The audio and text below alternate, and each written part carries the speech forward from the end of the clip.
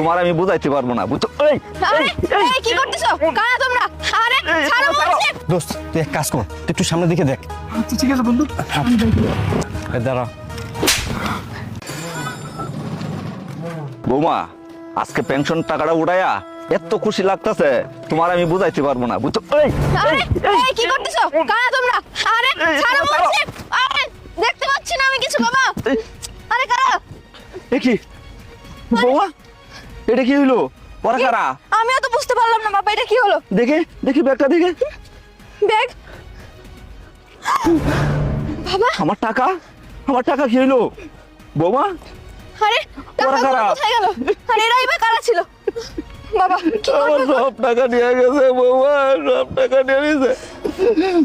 বৌমা চলো আমরা থানায় যাব, থানায় গিয়া আমরা কমপ্লেন দিব। বাবা দাঁড়ান, দেখুন এভাবে থানায় গেলে কিভাবে হবে বলুন? আমাদের কাছে তো কোনো প্রমাণ নেই, আর কারা করেছে আমরা এটাও জানি না। তাহলে আমরা কার নামে কমপ্লেন করব থানায় গিয়ে? বৌমা এটা তুমি কি বলছো?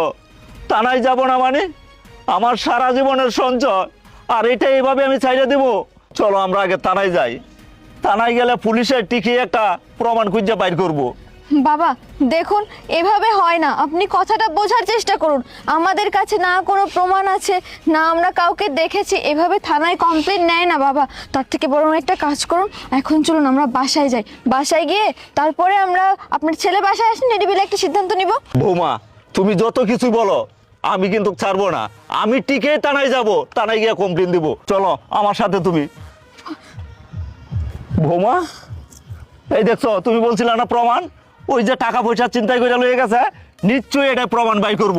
বাবা দেখি, এটা তো বাবা শুধু সামান্য একটা ঘড়ি, এটা দিয়ে এমন কি প্রমাণ হবে বলুন?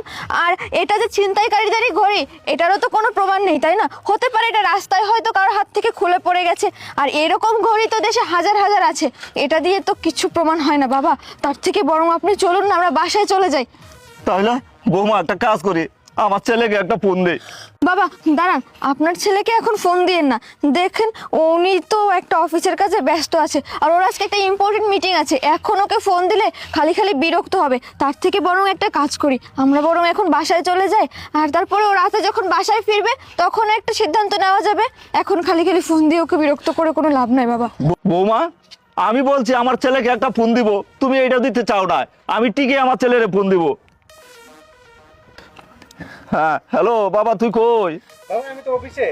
বাবা তুই এই যে 13 নম্বর সেক্টর আছে না, এই ব্রিজের উপর থেকে আমার টাকা পয়সা যা কিছু আছে সব কিছু নিয়ে গেছে ছিনতাইকারীরা, তুই একটু তাড়াতাড়ি আয় বাবা। কি বলো বাবা? তুমি এক জায়গায় অপেক্ষা করো, আমি এক্ষুনি আসতেছি। আচ্ছা বাবা আয়। বাবা আমি আপনাকে বারবার করে বললাম যে এখন আপনার ছেলেকে ফোন দিয়ে বিরক্ত করিয়েন না, ও একটা ইম্পর্টেন্ট মিটিং এ আছে, আপনি কেন বোঝেন না এগুলো? আচ্ছা যাই হোক, চলুন এক কাজ করি, এখন বাসায় যাই। না না বৌমা আমি কোথাও যাব না, আমার ছেলে এখানে আসবে, এখানে কথা বলছি, ও আসলে একটা বিহিত সে করবে, আমি এখানেই থাকবো। বাবা তুই আইসিস? হ্যাঁ কি হয়েছে তোমাদের? বাবা বৌমার ব্যাংকে গেছিলাম, ব্যাংক থেকে আসার পথে এই জায়গা থেকে টাকা পয়সা যা আছে সব লেগে গেছে বাবা। বাবা এমন ভুল কেউ কি করে?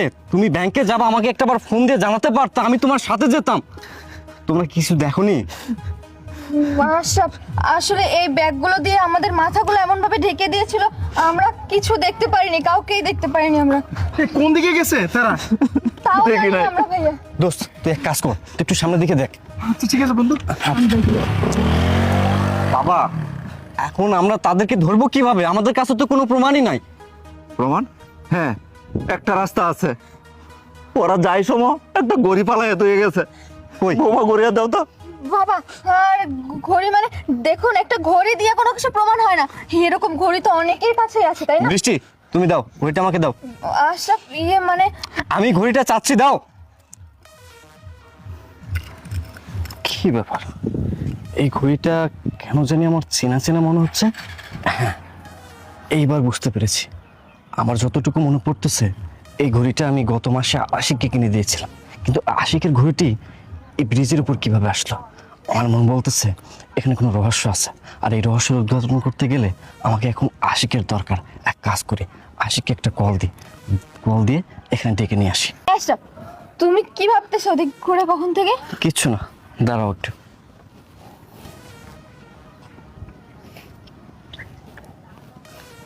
হ্যালো আশিক, জি ভাইয়া। তুই কোথায়? আসলে ভাই আমি তো 13 নম্বর সেক্টরে ব্রিজের নিচে। এক কাজ কর, তুই একটু ব্রিজের উপর আয়। তুমি কি ব্রিজের উপরে আছো? হ্যাঁ। আচ্ছা আচ্ছা ঠিক আছে ভাই, আসতেছি। আচ্ছা। আশরাফ, তুমি এগুলো কি করতে যাচ্ছ? আমি তো কিছুই বুঝতে পারছি না। একটু পর সব কিছু বুঝতে পারবা। বাবা, তুমি টেনশন করো না।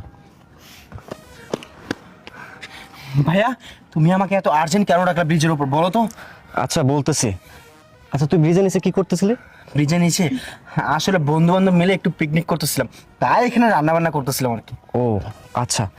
আচ্ছা গত মাসে তোকে একটা ঘড়ি কিনে দিয়েছিলাম, মনে আছে তোর? হ্যাঁ মনে আছে তো, তুমি আমাকে গিফট করেছো, সেটা মনে থাকবে না? অবশ্যই মনে আছে। আচ্ছা সেই ঘড়িটা কোথায়? সেই ঘড়িটা সেটা তোমার হাত। আর ভাইয়া ঘড়িটা কোথায় কোথায় কোথায় হয়তো বা পড়ে গেছে ভাইয়া। আচ্ছা দেখ তো, এই ঘড়িটা কি তোর? আরে ভাইয়া এটাই তো আমার সেই ঘড়ি যেটা তুমি আমাকে গত মাসে গিফট করেছিলে। দাও ভাইয়া ঘড়িটা দাও। এ দাঁড়া, একটা মিথ্যা কথাও ঠিক মতো গুছিয়ে বলতে পারিস না। তুই কি ভেবেছিস আমি কিচ্ছু জানি না? আমি খুব ভালো করে জানি আমার বাবার যে টাকা চিন্তা হয়েছে এর সাথে তুই জড়িত। আশরাফ, তুমি এসব কি উল্টাপাল্টা কথা বলতেছো? তুমি কি ভুলে গেছো যে এটা আমার ভাই হয়? তুমি ওর নামে ব্লেম দিচ্ছ আশরাফ। ব্লেম কেন দিচ্ছি? দাঁড়াও, আমি প্রমাণ করে দিচ্ছি যে তোমার ভাই এই টাকাটা আমার সাথে জড়িত। কি আরে প্রমাণ ভাইয়া, করবে তুমি? তুমি এসব কি করতেছো? আরে এ দেখি, এই আশরাফ, কি করতেছো তুমি এগুলা? কিসের টাকা?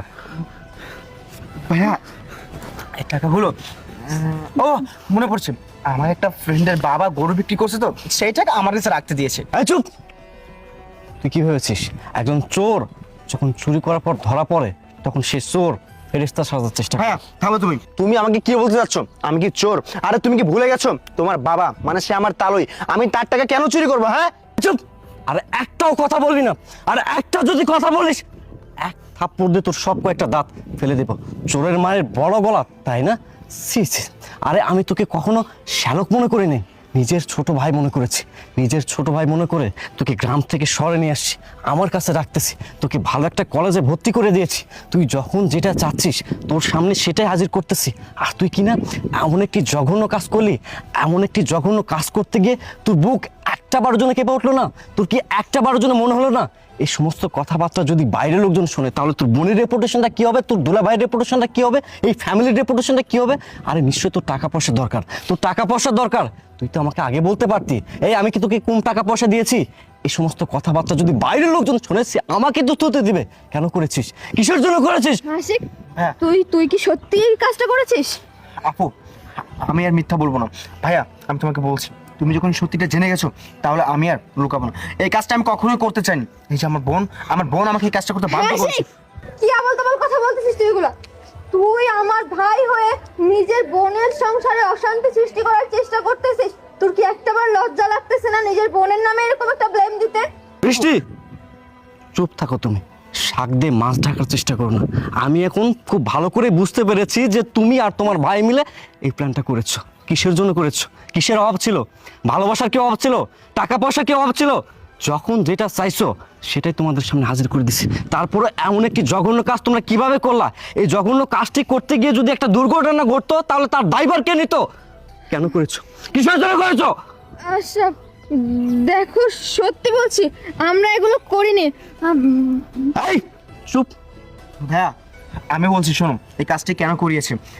আসলে তুমি তো জানো আমার এই বোন আর আমি ছাড়া আমাদের এই পৃথিবীতে আমার মা ছাড়া আর কেউ নেই। আমার মাটা হঠাৎ করে না প্রচণ্ড অসুস্থ হয়ে পড়ে, তাই আর তুমি ভালো করেই জানো আমি লেখাপড়া করতেছি, আমার এখনো কোনো চাকরি হয়নি যে আমি আমার মার চিকিৎসা করাবো। আমি আপুকে বলি যে আপু মার চিকিৎসা করতে প্রায় 3 লক্ষ টাকা লাগবে। তখন আপু বলে যে এতগুলো টাকা কোথায় পাবো? আর তুমি অনেক টাকা দিয়েছো আমার মার চিকিৎসার জন্য, তাই আপু লজ্জায় তোমাকে না বলতে পেরে এই কাজটি করতে বাধ্য হয়েছে। ভাইয়া প্লিজ চুপ, আমাদের চুপ। ক্ষমা করে দাও না। চুপ! এত কিছু হয়েছে আশিক, তুই তো আমাকে আগে বলতে পারতি। তুই না আমার ছোট ভাই। আরে সবাইকে গর্ব করে বলতাম আমার একটা ছোট ভাই আছে। আর বৃষ্টি, আশিক না হয় না বলুক, তুমি তো বলতে পারতা তুমি আমার স্ত্রী, আমরা একই ছাদের নিচে দীর্ঘ 2টা বছর ধরে সংসার করতেছি। তুমি কি আমাকে এতটুকু চিনতে পারতেছো না? আমি তোমাকে যেমনটা ভালোবাসি তোমার ফ্যামিলিকেও আমি তেমনটা ভালোবাসি। আরে তোমার মায়ের অসুস্থতা তার মানে তো আমারও মায়ের অসুস্থতা। তোমার ফ্যামিলি কি আমার ফ্যামিলি না? তুমি কি আমাকে এতটুকু চিনতে পারোনি? আরে তুমি যদি আমাকে বলতা আমি তোমার মায়ের চিকিৎসার ব্যবস্থা করতাম। কি করতাম না? মানুষ হিসেবে কি আমি এতটা খারাপ বলো তো তুমি? আশরাফ, আমার ভুল হয়ে গেছে। দেখো, আমি ভেবেছিলাম যে তুমি অলরেডি আমার মায়ের চিকিৎসার জন্য এতগুলো টাকা খরচ করেছো, তারপরে যদি এখন আবার টাকা চাই তোমার উপরে অনেক প্রেশার পড়ে যাবে। তাছাড়াও তুমি আমার এই পুরো সংসারটা চালাও, তারপরে আমার মায়ের চিকিৎসা, আমার ভাইয়ের পড়াশোনার খরচ, আমি এত কিছু না আর তোমার কাছে বলতে পারছিলাম না এত কিছুর পর আবার টাকার কথা। হয়েছে, আর আমাকে কিছু বলতে হবে না, আমি সব কিছু বুঝতে পেরেছি। কিন্তু তোমরা যা করেছো অন্যায় করেছো। আমি আশা করব নেক্সট টাইম এই ধরনের কাজ আর কখনো করবো না। আশরাফ, আমি জানি আমি যেটা করেছি অন্যায় করেছি, তুমি প্লিজ আমাকে ক্ষমা করে দাও। বাবা, আপনি প্লিজ আমাকে ক্ষমা করে দিন, আমি তো আপনার মেয়ের মতো, বলুন। হয়েছে, আর ক্ষমা চেতে হবে না। চলো হাসপাতালে চলো, তোমার মায়ের চিকিৎসার ব্যবস্থা আমি করতেছি এখন। ঠিক আছে, চলো ভাইয়া।